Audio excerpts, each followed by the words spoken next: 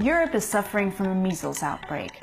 There's been an 8-fold increase in measles cases in the last 3 years alone, with over 40,000 in 2018 as opposed to 5,000 in 2016. That's according to the World Health Organization. Russia is among the countries struck by the fatal disease. We have seen a 13 times rise in measles cases over the past year alone. Experts warn that all of this is happening due to a plunge in the number of people getting vaccines. Это давно ожидаемое последствие отказа прививок очень большого числа родителей. Дело в том, что корь до сих пор является главной причиной детской смертности в тех странах, где нет вакцинации против кори. It's the 21st century. We're lucky we can prevent and treat formerly lethal diseases due to antibiotics, live vaccines, and an overall increase in healthcare quality.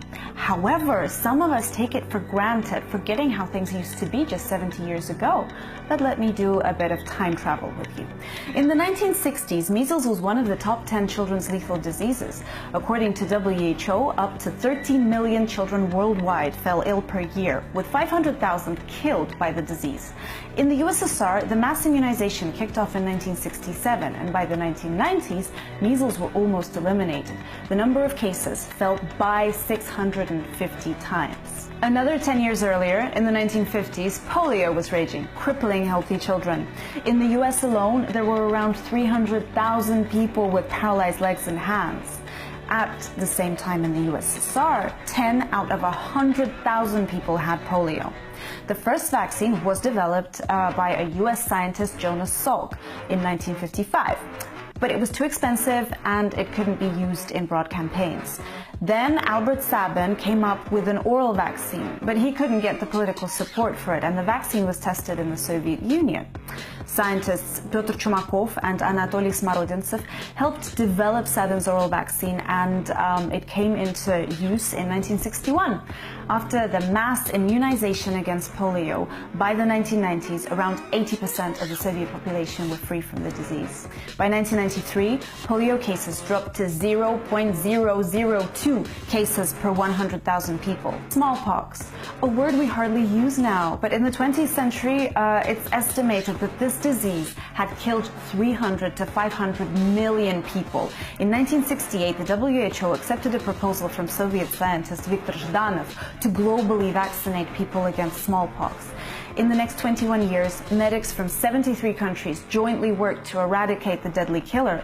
The idea behind this campaign was to prevent the virus from spreading through mass vaccination until every single person was immunized. The last outbreak of smallpox was registered in 1977 in Somalia.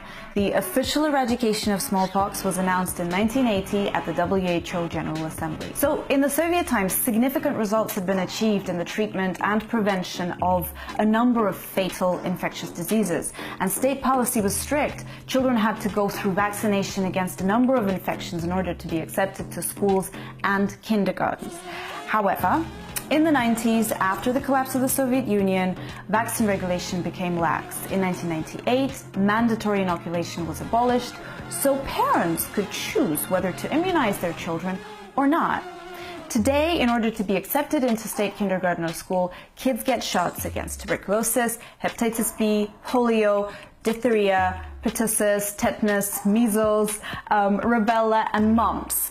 But if parents refuse to vaccinate their children, they can still go. Mom and dad just need to sign an official refusal. Many people are divided on this issue, and fierce anti-vaccination propaganda is not helping. This woman was the face of the anti-vaccination movement in post-Soviet Russia and laid out the foundations of inoculation skepticism. Когда врач говорит, да никаких там осложнений нет, это ложь. От каждой вакцины обязательно есть осложнения. Патологические процессы развиваются все непременно. She spent 30 years spreading these kind of sentiments. Later, it was discovered that her evidence base was non-existent. Her colleagues say she studied cell cultures, but that's not the issue at hand. Adding to anti-vaccine misinformation are religious groups that oppose modern healthcare. Also, more and more parents are refusing to vaccinate their children. Mothers unite in groups on social networks dubbed Mothers Against Vaccines. I mean, you can find these kind of arguments in their posts.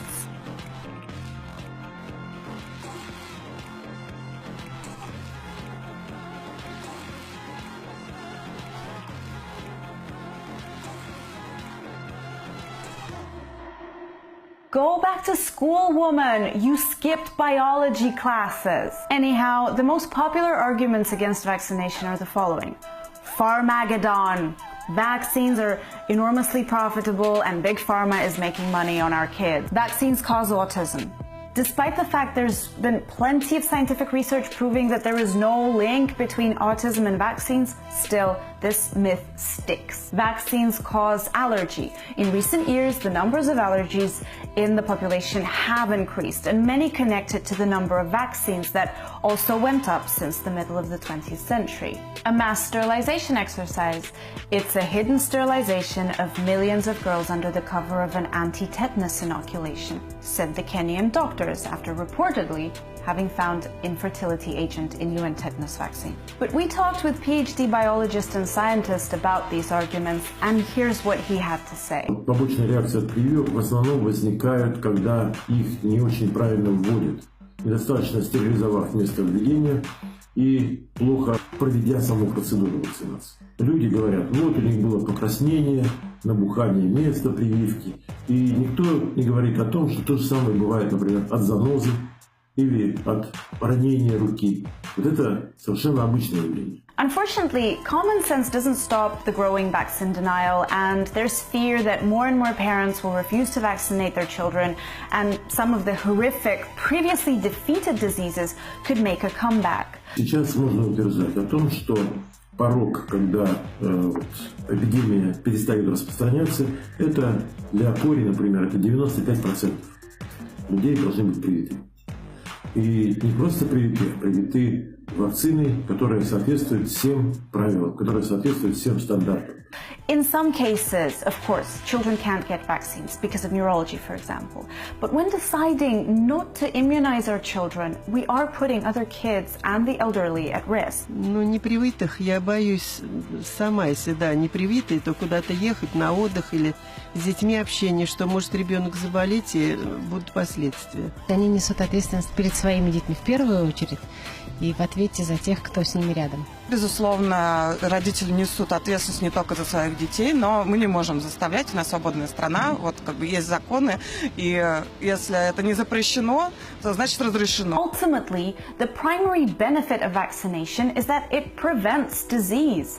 Immunization is regarded as one of the greatest public health achievements of the 20th century, and experts agree that it's key to staying healthy. WHO says that measles vaccines alone saved 20 million lives in the last 2 decades. So if you're mulling over giving up vaccination for your own private reasons, think of the big picture. As a species, we are all connected, and as the disease spreads, like measles at the moment, those without a shot will fall first.